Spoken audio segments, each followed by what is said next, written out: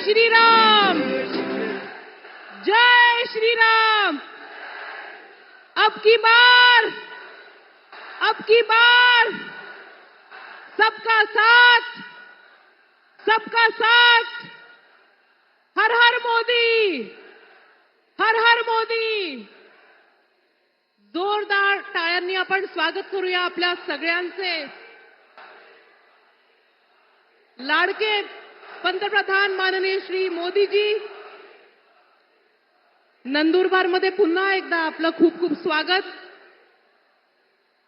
सर्वप्रथम मी महाराष्ट्राचे आदिवासी विकास मंत्री आणि नंदुरबार जिल्ह्याचे शिल्पकार माननीय डॉक्टर विजयकुमारजी गावित यांना विनंती करेन की त्यांनी भगवान बिरसा मुंडा यांची प्रतिमा, जे आपले श्रद्धास्थान आहेत, त्यांची प्रतिमा आपल्या माननीय पंतप्रधान श्री नरेंद्रजी मोदी यांना प्रदान करावी आणि त्यांचा स्वागत आणि सत्कार करावा। जोरदार टाळ्यांनी पुन्हा एकदा स्वागत करूया श्री नरेंद्रजी मोदी यांचं। ठीक आहे ना?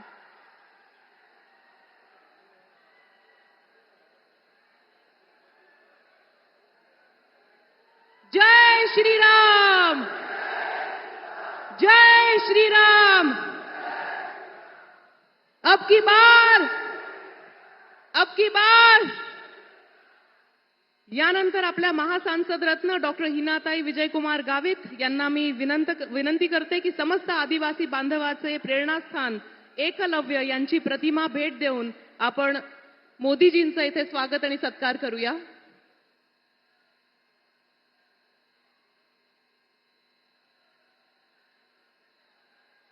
भारत माता की, भारत माता की, भारत माता की।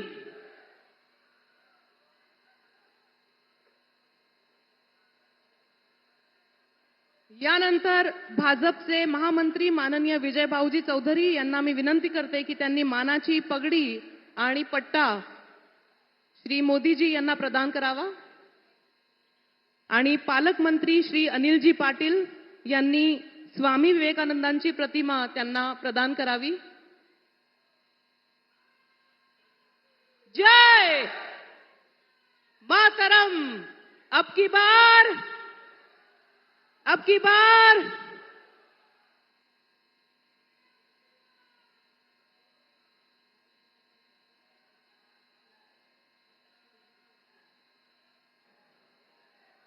यानंतर आपल्या सगळ्यांचे प्रेरणास्थान, ज्यांनी हिंदू हृदय सम्राट आदरणीय बाळासाहेब ठाकरे आणि धर्मवीर आनंदजी दिघे साहेबांच्या विचारांचा वसा आणि वारसा अखंडपणे पुढे घेऊन जाताना हिंदुत्वाचा जयघोष केला, असे महाराष्ट्राचे लाडके मुख्यमंत्री नामदार एकनाथजी शिंदे साहेबांसाठी जोरदार टाळ्या।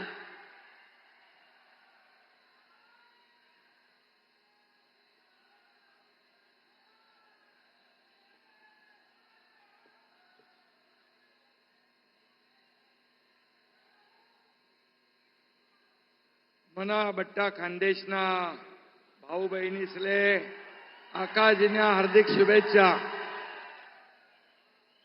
छत्रपती शिवाजी महाराज की जय भवानी। महापराक्रमी बिरसा मुंडा यांना मानाचा मुजरा। आपले विश्वनेते, लोकप्रिय आणि यशस्वी प्रधानमंत्री परम आदरणीय नरेंद्र मोदीजी यांचं मी नंदुरबार या पावनभूमीत आपल्या सगळ्यांच्या वतीने मनापासून स्वागत करतो, मनापासून त्यांना धन्यवाद देतो। आजच्या या महायुतीच्या जाहीर सभेला उपस्थित आमचे लोकप्रिय उपमुख्यमंत्री देवेंद्र फडणवीसजी, पालकमंत्री गावित, दुसरे आमचे मंत्री पाटील, व्यासपीठावरील सर्व सन्माननीय मान्यवर आणि प्रचंड मतात एवढ्या बहुसंख्येने आपण भर उन्हात उपस्थित झालात, ते आपले सर्व बांधव भगिनी, पत्रकार मित्रांनो, खरं म्हणजे रस्त्याला आणखी एवढी प्रचंड रांग आहे गाड्यांची आणि माणसांची की त्यांना यायला इथे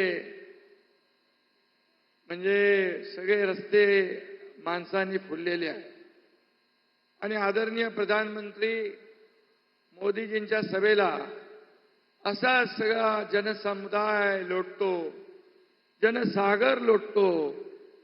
खरं म्हणजे अशी लोकप्रियता कुणाला लाभली आहे का बाबा? देशात नाही तर जगामध्ये सगळ्यात लोकप्रिय माणूस कोण आहे? व्यक्ती, त्यांचं नाव आहे नरेंद्र मोदीजी. आणि याचा आपल्याला अभिमान आहे, आपल्याला गौरव आहे. तर म्हणजे अक्षय तृतीच्या शुभ मुहूर्तावर मोदीजी इथे आलेत. त्यामुळे 4 जूनला डॉक्टर हिना गावित यांच्या विजयाची शुभवार्ता पक्की झालेली आहे. नंदुरबारच्या जनतेने ठरवलंय डॉक्टर हिना गावित गेल्या पाहिजे दिल्लीत आणि पाडवी राहिले पाहिजे गल्लीत. बरोबर आहे ना? आणि देशातल्या जनतेचा एकच निर्धार आहे, अब की बार फिर एक बार. मोदीजी अपने आदरणीय प्रधानमंत्री, लोकप्रिय प्रधानमंत्री, मैं आपको बताना चाहता हूं, ये हमारे नंदुरबार की जनता अपनी संस्कृति, अपना धर्म, अपना कर्म के लिए बहुत सजग और जागरूक रहते हैं. वे विकास भी चाहते हैं, लेकिन जल, जंगल और जमीन को सुरक्षित भी रखना चाहते हैं और ये उनकी पहचान है. मोदीजींनाही आदिवासी बांधवांच्या भावना बरोबर कळतात. मला आठवतं मोदीजी म्हणाले होते, आदिवासी समाज के उत्थान, गौरव और सम्मान के लिए मैं समर्पित हूं. मेरे लिए आदिवासी सिर्फ वोट बैंक नहीं बल्कि देश का गौरव है, असं आपल्या आदिवासी समाजाच्या बाबतीमध्ये मोदीजींचं मत आहे. त्यामुळे देशात प्रधानमंत्री जनजातीय आदिवासी न्याय महाअभियान सुरू केलं. 50-60 वर्षात कुपोषण, गरिबी हटवण्यासाठी काँग्रेसने काय केलंय आपल्याला माहीत आहे. परंतु त्याने आदिवासी जमिनीचा कुठलाही प्रश्न सोडवला नाही. त्याचबरोबर मोदीजींनीच वनसंपदा कायद्यामध्ये बदल करून आदिवासींना त्यांचा हक्क मिळवून देण्याचं काम मोदीजींनी आपलं केलंय. त्यामुळे 50-60 वर्षात जे झालं नाही ते 10 वर्षात या ठिकाणी केलेलं आहे. आणि म्हणून पंतप्रधान आवास योजनेतून आदिवासींना घरं मिळू लागली. गावात माता भगिनींना घरात शौचालय मिळू लागली. 80 कोटी गरिबांना मोफत राशन मिळालं. घरात गॅस मिळाला. आदिवासी महिला या देशाच्या सर्वोच्चपदी, राष्ट्रपदी आज आदिवासी समाजाच्या महिला आपल्या भगिनी द्रौपदी मुर्मू मॅडम आहेत. आदिवासी कल्याणाचा ध्यास घेतलेल्या मोदीजींमुळेच हे सगळं शक्य झालेलं आहे. आणि म्हणून आपलं मत कोणाला? आपलं मत ज्याने आपल्या समाजाचा उद्धार केला त्या मोदीजींनाच दिलं पाहिजे. आणि म्हणून हिना गावित यांना मत म्हणजे मोदीजींना मत. आणि म्हणून हिनाताईंना मत देऊन आपण मोदीजींचे हात बळकट करायचे आहेत. 2014, 2019ला देखील असेच आरोप केले. पण काय झालं? त्यापेक्षा त्यांचा बेकार पराभव या 2024ला झाल्याशिवाय राहणार नाही. अशा प्रकारचं एक सगळं वातावरण या ठिकाणी आहे. खरं म्हणजे आता त्यांना कळून चुकलंय की आपला पराभव होणार आहे आणि म्हणून संविधान बदलणार अशा खोट्या अफवा पसरू लागल्या. परंतु ज्या काँग्रेसने बाबासाहेबांचा पराभव कोणी केला? या काँग्रेसने केला. बाबासाहेबांचा अपमान कोणी केला? काँग्रेसने केला. आणि बाबासाहेबांचा संविधान दिन कोणी साजरा केला? आपल्या मोदी साहेबांनी केला. आणि म्हणून या बाबासाहेबांचा अपमान करणाऱ्या काँग्रेसला बिलकुल थारा जनता देणार नाही. आणि म्हणून देशातली 140 कोटी जनता मोदीजींच्या पाठीशी उभी आहे. आता काँग्रेस पाकिस्तानची भाषा बोलू लागलेली आहे. काँग्रेस का हात पाकिस्तान के साथ असे सिद्ध झालेलं आहे. कारण जे पाकिस्तान बोलतंय ते काँग्रेस बोलू लागलेत. आणि म्हणून भाकरी खायची भारताची आणि चाकरी करायची पाकिस्तानची, अशा या देशद्रोही काँग्रेसला आपण हद्दपार करायचं आहे.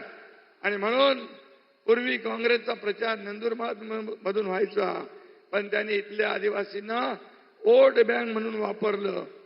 आणि म्हणून आज ही नंदुरबारची जनता याचा बदला घेतल्याशिवाय राहणार नाही.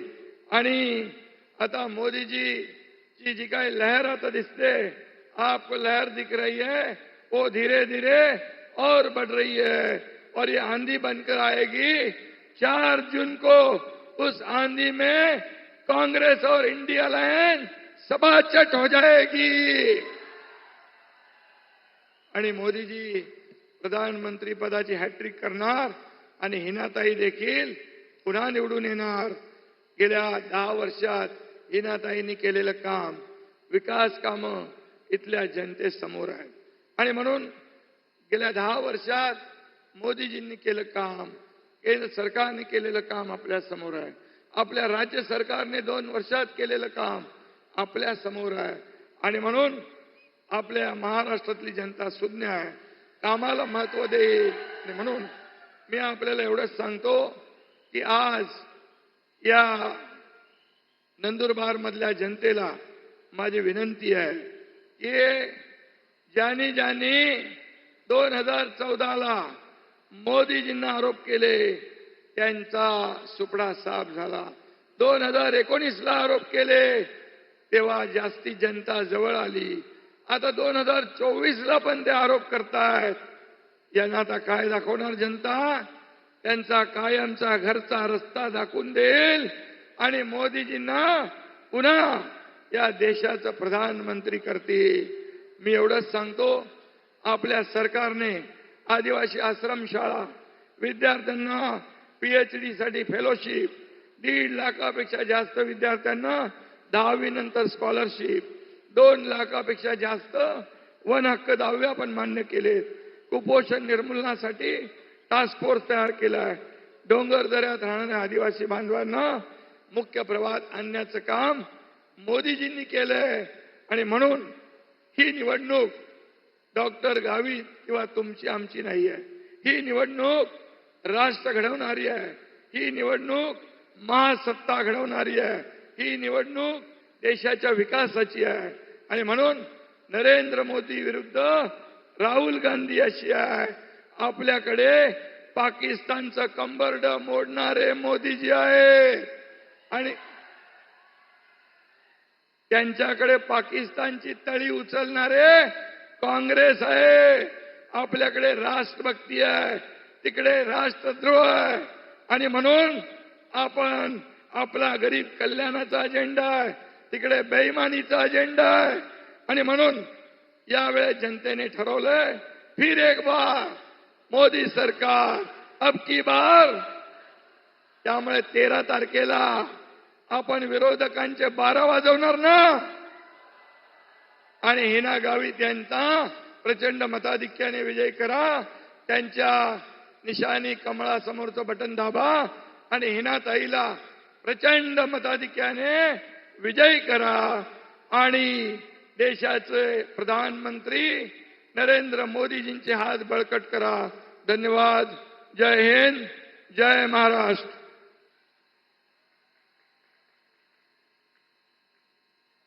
भारत माता की. मेरा देश मेरा परिवार, यानी हम सभी भारतवासी एक बहुत बड़ा परिवार है और इस परिवार के मुखिया हैं हमारे प्यारे मोदी जी. तो जोरदार तालियों के बीच स्वागत करते हैं जिनका हम बहुत बेसब्री से इंतजार कर रहे थे. जोरदार तालियों के बीच स्वागत करते हैं हमारे माननीय पंतप्रधान श्री नरेंद्र जी मोदी.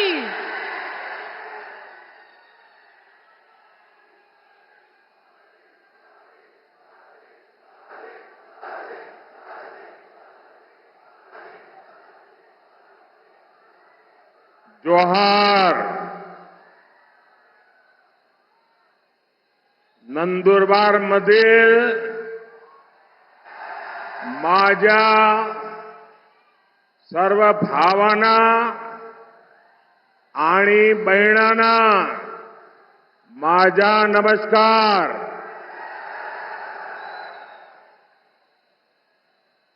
मैं देव मोगरा माता की धरती को नमन करता हूं। मैं महान आदिवासी सेनानी राघोजी भांगरे को श्रद्धापूर्वक प्रणाम करता हूं। हम सबको प्रेरणा देने वाले जननायक कृष्णाजीराव साबले, महात्मा ज्योतिबा फुले, सावित्रीबाई फुले, उनको भी आदरपूर्वक स्मरण करते हुए प्रणाम करता हूं। साथियों, आज अक्षय तृतीया आखा तीज का शुभ पर्व है। मैं सभी देशवासियों को और खास करके मेरे किसान भाई बहनों को अक्षय तृतीया की बधाई देता हूं। आज भगवान परशुराम की जयंती भी है। मैं सभी देशवासियों को इस शुभ दिन की भी शुभकामनाएं देता हूं। और अक्षय तृतीया हो और इतने सारे लोग आशीर्वाद देने के लिए आए हो। अक्षय तृतीया के जो आशीर्वाद मिलता है ना, वो भी अक्षय होता है। आज जितनी विशाल संख्या में आपका ये आशीर्वाद ये पक्का कर रहे हैं, पुनः एकदा पुनः एकदा पुनः एकदा। मैं देख रहा हूं अभी भी हुजूम का हुजूम अंदर आ रहा है।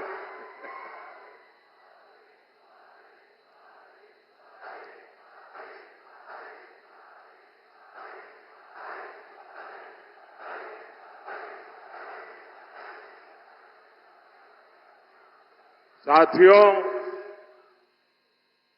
यहां नंदुरबार और गुजरात के बीच कोई दूरी नहीं है।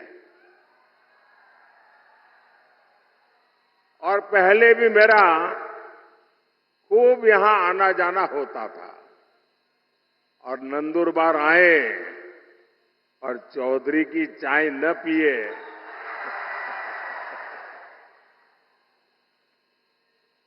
चौधरी की कड़क चाय यानी नंदुरबार की यादों से जुड़ जाती है। और चाय का रिश्ता और आपके प्यार का कर्ज मोदी कभी भी भूल नहीं सकता। साथियों, वंचितों, आदिवासियों की सेवा मेरे लिए परिवार के सदस्य की सेवा जैसी है। मैं कांग्रेस के शाही परिवार की तरह बड़े घराने से नहीं निकला हूं। मैं तो गरीबी में ही बड़ा हुआ हूं। मुझे पता है यहां आपने कितनी तकलीफ उठाई है। हमारे आदिवासी भाई बहन यहां काफी ऊंचाई पर भी रहते हैं। पानी के लिए कैसे आपको उतरकर नीचे आना पड़ता था, तब पानी मिलता था, ये माताएं बहनों को सबको मालूम है। आपके जीवन में भी मुश्किलों का पहाड़ था। कितने ही आदिवासी परिवारों के पास पक्का घर नहीं था। आजादी के 60 साल बाद भी गांवों में बिजली नहीं पहुंची थी और इसलिए मोदी ने संकल्प लिया था, हर गरीब को घर, हर आदिवासी को घर, हर आदिवासी के घर में पानी, हर परिवार को पानी की सुविधा। दूर सुदूर जंगलों में भी गांव क्यों न हो, हर गांव में बिजली। साथियों, हमने नंदुरबार के करीब 1.25 लाख, देखिए आजादी के 70 साल के बाद मैं कह रहा हूं, करीब 1.25 लाख गरीबों को हमने पीएम आवास पक्का घर दिया सिर्फ नंदुरबार में। और मेरा एक काम है, मैं करोगे आप लोग? मेरा एक काम करोगे? ये मेरा दिली काम है, करोगे? माताएं बहनें करेगी? ये जो पीछे लोग खड़े हैं वो करेंगे? हाथ ऊपर करके बताओ, करेंगे तो मैं बताऊं करेंगे। अच्छा, मेरा एक काम करना, इन दिनों आप चुनाव के लिए जब भी गांव में जाए, मोहल्ले में जाए, और अगर आपके ध्यान में आए कि भाई ये 2 परिवार है, उनको अभी गैस का कनेक्शन नहीं मिला है, ये 2 परिवार रह गए हैं, उनको नल से जल नहीं मिला है, अभी 4 परिवार रह गए हैं, वो तो अभी कच्ची झोपड़ी में रहते हैं, उनको पक्का घर नहीं मिला है, आप उनका नाम पता लिख लीजिए और मुझे भेज दीजिए। और मेरी तरफ से उनको गारंटी दे देना कि मोदी आए थे, मोदी ने कहा है तीसरे टर्म में मैं 3 करोड़ और घर बनाने वाला हूं, आपको पक्का घर मिलेगा। तो ये बता देंगे, देखिए आप ही मेरे मोदी है, तो करेंगे। देखिए, हमने घर दिया मतलब 4 दीवारें दी ऐसा नहीं है। हमने घर के साथ बिजली, पानी, गैस कनेक्शन भी दिया। एनडीए सरकार ने महाराष्ट्र के 20,000 से अधिक गांवों में हर घर जल पहुंचाया है। मैं शिंदे जी, देवेंद्र जी को बधाई देता हूं, आपने मेरे हाथ मजबूत कर दिए। इसमें नंदुरबार के 111 गांव जो कठिन एरिया था वो भी शामिल है। और अभी तो ये ट्रेलर है,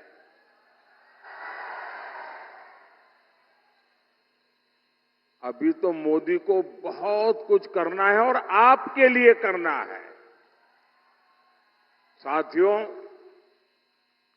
एक तरफ भाजपा के ये प्रयास है और दूसरी तरफ एक कांग्रेस है। कांग्रेस ने आदिवासी भाई बहनों की कभी परवाह नहीं की। आदिवासी इलाकों में सिकल सेल एनीमिया एक बड़ा खतरा रहा है, लेकिन कांग्रेस ने इस बीमारी की तरफ उतना ध्यान ही नहीं दिया। ये बीजेपी है जिसने सिकल सेल एनीमिया को जड़ से खत्म करने के लिए अभियान चलाया है। और मेरी माताएं, बहनें, नौजवान, ये जो सिकल सेल एनीमिया के लिए मैं काम कर रहा हूं ना, वो चुनाव के लिए नहीं कर रहा हूं। आने वाली आपकी अनेकों पीढ़ियों के लिए मैं लगा हुआ हूं, ताकि उनको वो ऐसी बीमारी ना आए। कोई गरीब कुपोषण का शिकार ना हो, हमने इसकी भी चिंता की। आज नंदुरबार से के 12 लाख से ज्यादा लोगों को मुफ्त राशन मिल रहा है। साथियों, कांग्रेस जानती है कि वो विकास में मोदी का मुकाबला कर ही नहीं सकते, और इसलिए वो इस चुनाव में झूठ की फैक्ट्री खोल के बैठ गए हैं, झूठ फैलाकर वोट लेना चाहते हैं। कभी आरक्षण को लेकर झूठ, कभी संविधान को लेकर झूठ, और इन्होंने पूरा इकोसिस्टम ऐसी अफवाहें फैलाने के लिए 24 घंटे लगा के रखा है। साथियों, आरक्षण पर कांग्रेस का हाल चोर मचाए शोर, ये चोर मचाए शोर वाला है। धर्म के आधार पर आरक्षण बाबा साहब के सिद्धांतों के खिलाफ है, बाबा साहब की भावना के खिलाफ है। संविधान निर्माताओं ने जो संविधान बनाया, उसकी पीठ में छुरा भोंकने वाला ये माफ न कर सके ऐसा पाप है। लेकिन कांग्रेस पार्टी का एजेंडा है दलित, पिछड़े, आदिवासी, इनका आरक्षण छीन करके माइनॉरिटी के नाम पर अपने वोट बैंक को दे देना। और मैं ऐसे हवा में नहीं कह रहा हूं, मेरे पास मजबूत उदाहरण है। और इसलिए मेरे भाई बहन, आप घर घर हर एक आदिवासी परिवार को समझाइए, और मेरे आदिवासी समाज के पढ़े लिखे लोग हैं, उनको भी मैं करबद्ध प्रार्थना करता हूं कि आप समाज को जगाइए। ये कितना बड़ा संकट कांग्रेस वाले लेकर के आए हैं। अब उन्होंने क्या किया, कर्नाटका में धर्म के आधार पर आरक्षण देने की दिशा में बहुत बड़ा कदम उठाया, और उन्होंने कहा रातों रात कर्नाटका में जितने भी मुसलमान लोग हैं, उन सबको रातों रात ओबीसी बना दिया। एक ऑर्डर निकाल दिया, मुख्यमंत्री ने थप्पा मार दिया। अब हुआ क्या, जो ओबीसी को आरक्षण मिलता है, उसका सबसे बड़ा हिस्सा ये रातों रात ओबीसी बन गए, उन्होंने लूट लिया। अब बताइए, ये वो आदिवासियों के लिए करना चाहते हैं, वो दलितों के लिए करना चाहते हैं, और ये कर्नाटका का मॉडल पूरे देश में लागू करना चाहती है। एससी, एसटी, ओबीसी का आरक्षण खत्म करने के लिए। और मैं गंभीरता से कह रहा हूं, ये महाअघाड़ी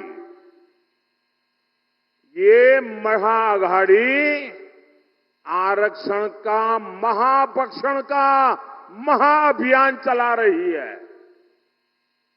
वहीं एससी, एसटी, ओबीसी का आरक्षण बचाने के लिए मोदी आरक्षण का महायज्ञ कर रहा है। मैं पिछले 17 दिन से लगातार कांग्रेस पार्टी को चुनौती दे रहा हूं। मैं कांग्रेस से पूछा कि वो लिख कर दें कि वो एससी, एसटी, ओबीसी का आरक्षण उसके टुकड़े करके एक टुकड़ा मुसलमान को नहीं बांटेंगी। मेरा सवाल सही है कि गलत है भाई? सही है कि गलत है? अब वो ये मुसलमानों को देना चाहते हैं और कांग्रेस जवाब भी नहीं देती है। सच बोलो ना भाई कि हम नहीं देंगे। इसका मतलब ये इनका हिडन एजेंडा है, आपका हक लूटने का खेल है भाई। मेरे इस चैलेंज पर कांग्रेस की चुप्पी थी, यानी दाल में काला है। ये चाहे जितनी भी कोशिश कर लें, देश विरोधी ताकतों के साथ मिलकर कितना ही झूठ फैला ले, आपके पास मोदी का भरोसा है। आपके पास मोदी की गारंटी है। और आप लिख के रखिए, मोदी जब तक जिंदा है, मोदी जब तक जिंदा है, एससी, एसटी, ओबीसी में से आरक्षण का रत्ती भर भी हिस्सा मैं किसी भी धर्म के आधार पर नहीं देने दूंगा। कोई उसको हाथ नहीं लगा सकता है। और देशवासी, मैं बड़े जिम्मेवारी के साथ कहना चाहता हूं और दायित्व के साथ कहना चाहता हूं, वंचित का जो अधिकार है, चाहे एससी हो, एसटी हो, ओबीसी हो, वंचित का जो अधिकार है, मोदी उसका चौकीदार है।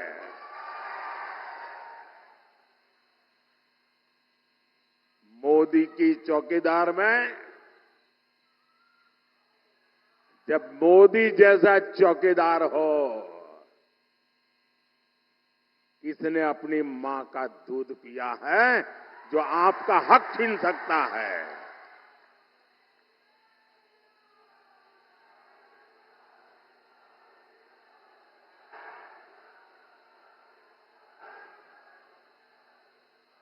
साथियों,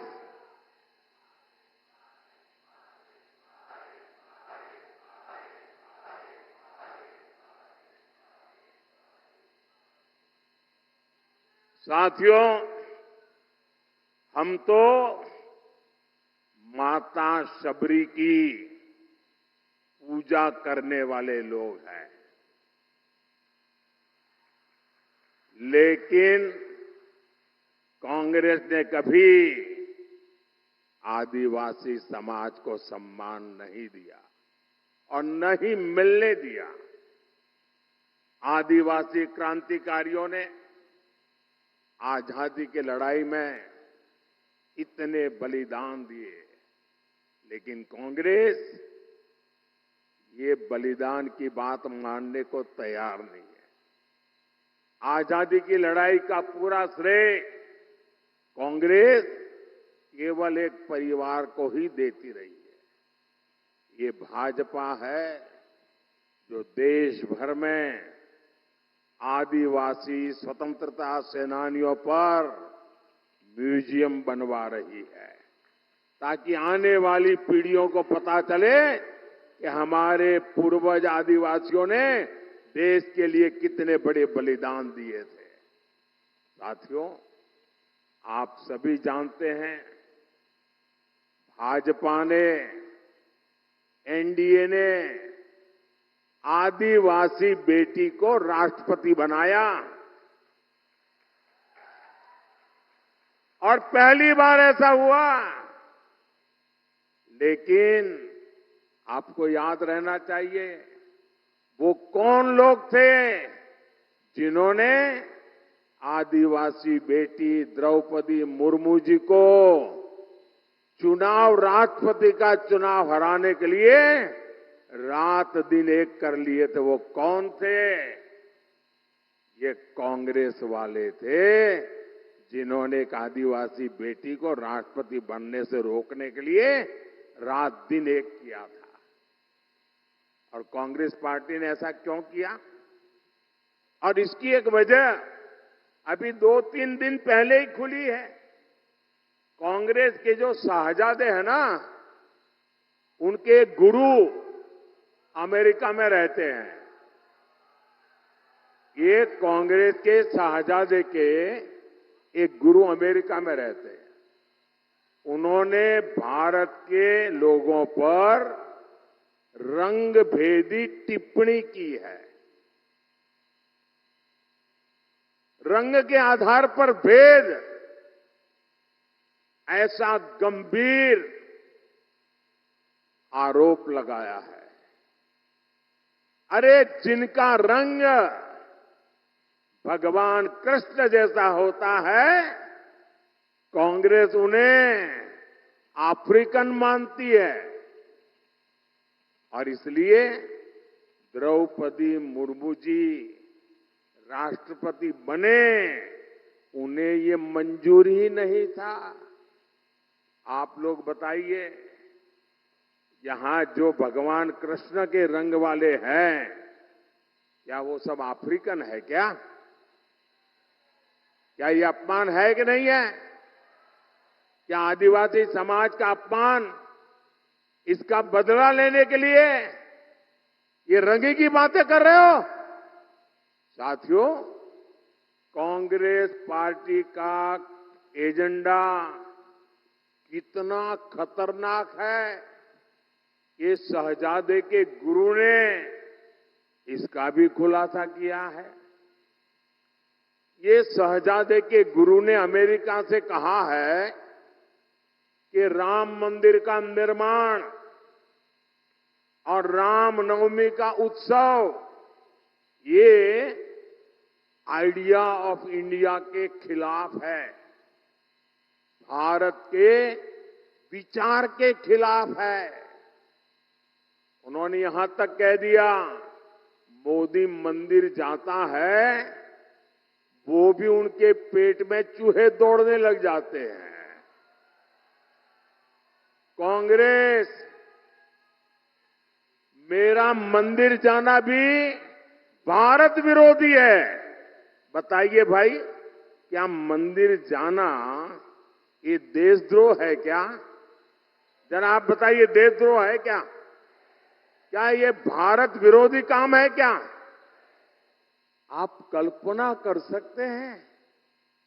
आप कांग्रेस की मानसिकता देखिए। ये राम के देश में राम मंदिर को देश विरोधी बता रहे हैं। ये तुष्टीकरण के लिए सरकारी इफ्तारी करने वाले लोग, ये आतंकवादियों की कब्रों को संवारने वाले लोग, ये हम सबके प्रभु राम और जिनका राम मंदिर, जहां हम जाते हैं, उस राम मंदिर जाने को देश विरोधी बता रहे हैं। मेरे भाई बहन, हम तो माता सबरी के पुजारी हैं। ये इंडी गठबंधन हमला, ये मोदी पर नहीं, 140 करोड़ देशवासियों की आस्था पर है। ये हमला आप पर है, ये मेरे देश के आदिवासियों पर हमला है। कांग्रेस पार्टी देश से हिंदू आस्था को मिटाने का षड्यंत्र कर रही है। साथियों, प्रभु श्री राम जीवन के उच्चतम आदर्शों, महानतम गुणों और सुंदरतम मूल्यों के महासंगम है। भारत के अस्तित्व का आधार राम से है और भारत के भविष्य का प्रेरणा पुंज भी प्रभु श्री राम है।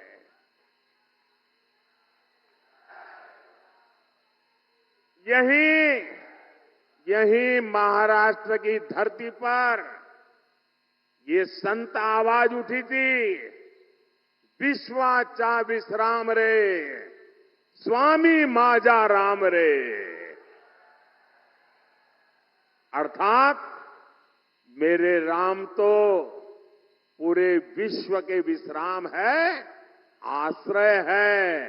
ऐसे प्रभु राम को कांग्रेस पार्टी वाले आइडिया ऑफ इंडिया के खिलाफ मानती है।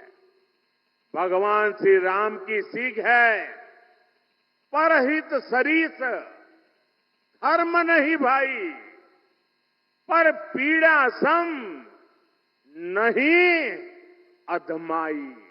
अर्थात दूसरों की सेवा से, परोपकार से बढ़कर कोई धर्म नहीं है और किसी को पीड़ा देना ही सबसे बड़ा पाप है।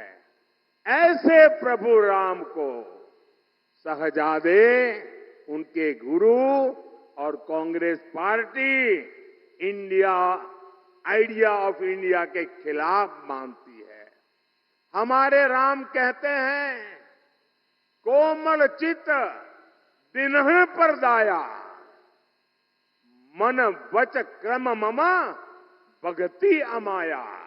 अर्थात जो दीन दुखियों की पीड़ा को जानता है, महसूस करता है, वही मेरा भक्त है।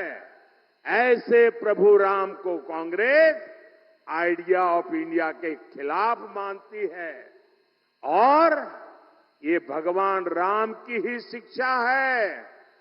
धर्मुनु दुसुर, धर्मो न दुसर, सत्य समाना, आगम निगम पुराण बखाना। अर्थात सत्य से बढ़कर कोई धर्म नहीं है। ऐसे प्रभु राम को कांग्रेस आइडिया ऑफ इंडिया के खिलाफ मानती है।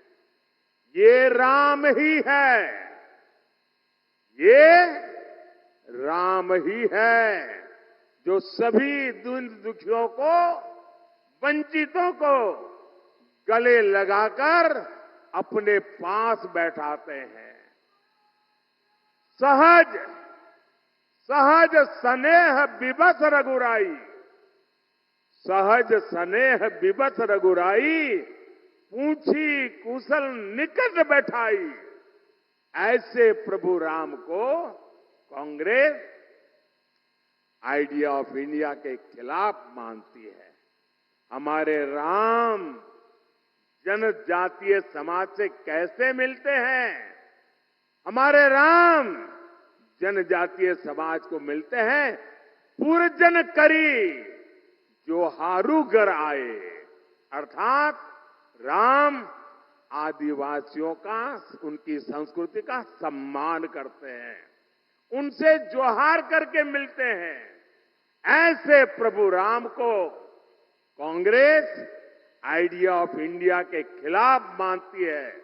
हमारे प्रभु श्री राम ने हमें सिखाया है, और ये जो लोग देश छोड़ करके भाग गए हैं, वो जरा कान खोल के सुन ले।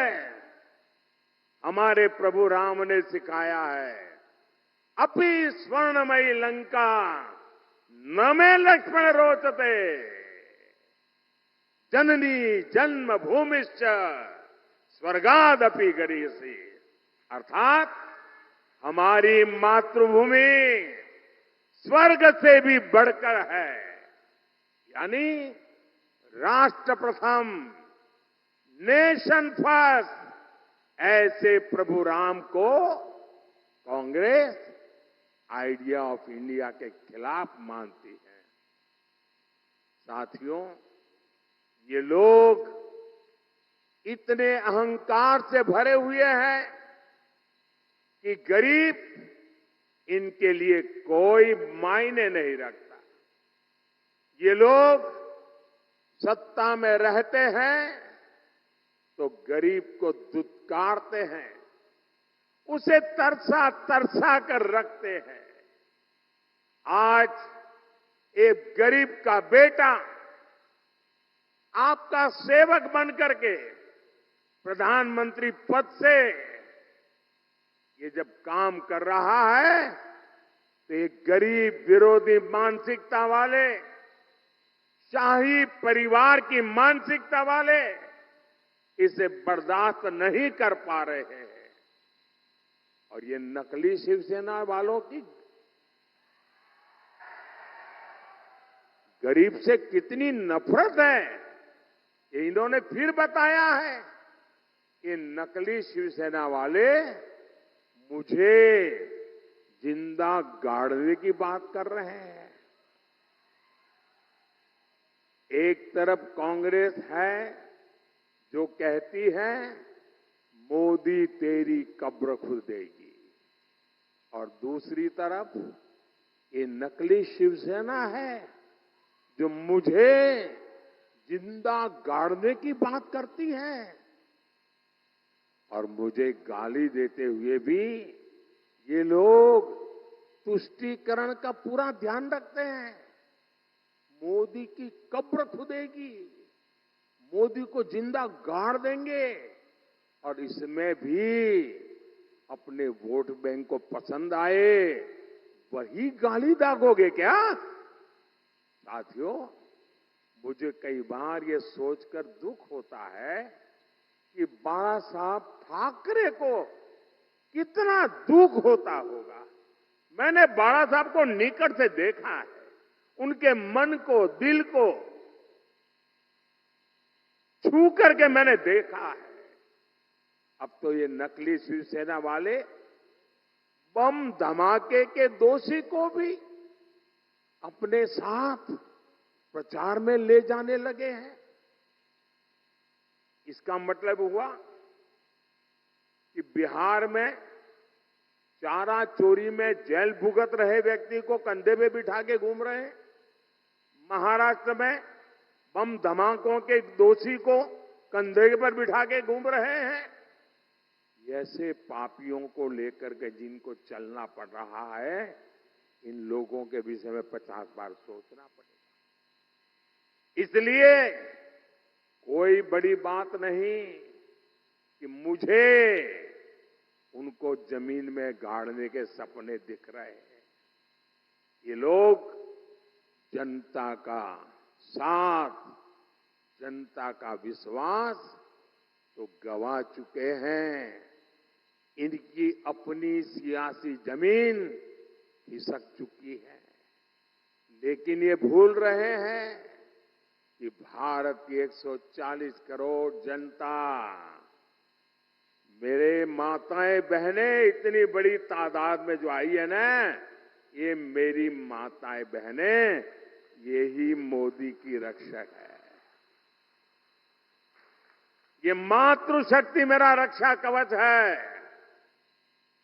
मुझ पर मातृशक्ति का इतना आशीर्वाद है, ये लोग चाहकर भी मोदी को जीते जी भी और मरने के बाद भी जमीन में नहीं गाड़ पाएंगे।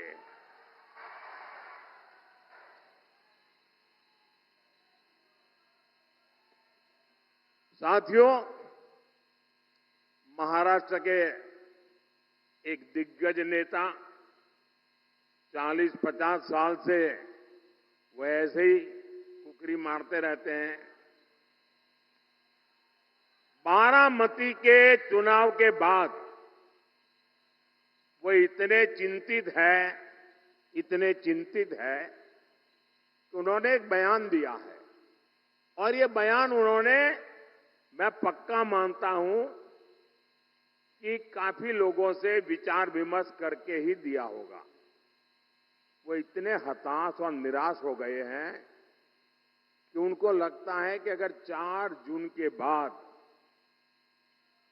सार्वजनिक जीवन में, राजनीतिक जीवन में अगर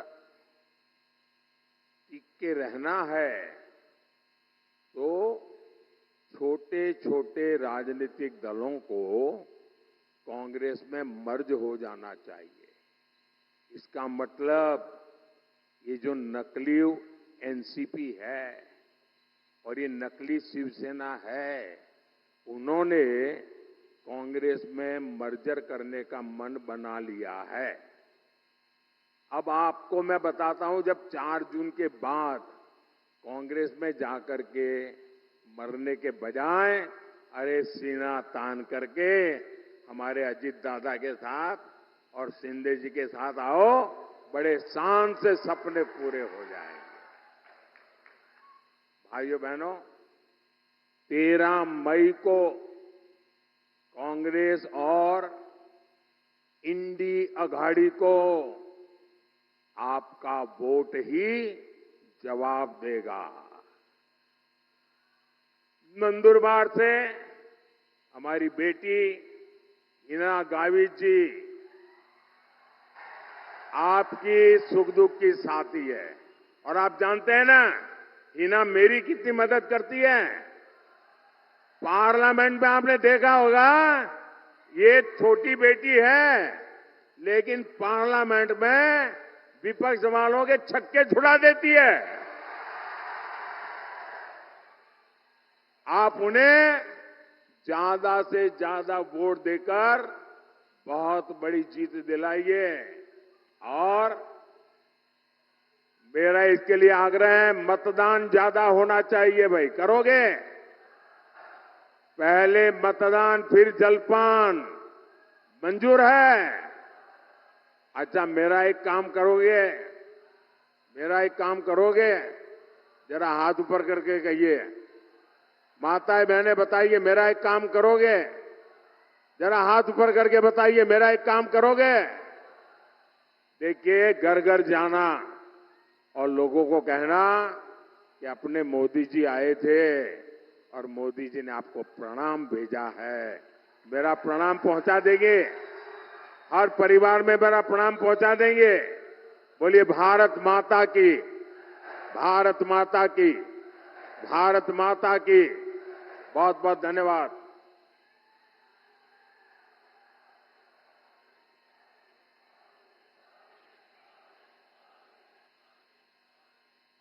भारत माता की, भारत माता की, भारत माता की।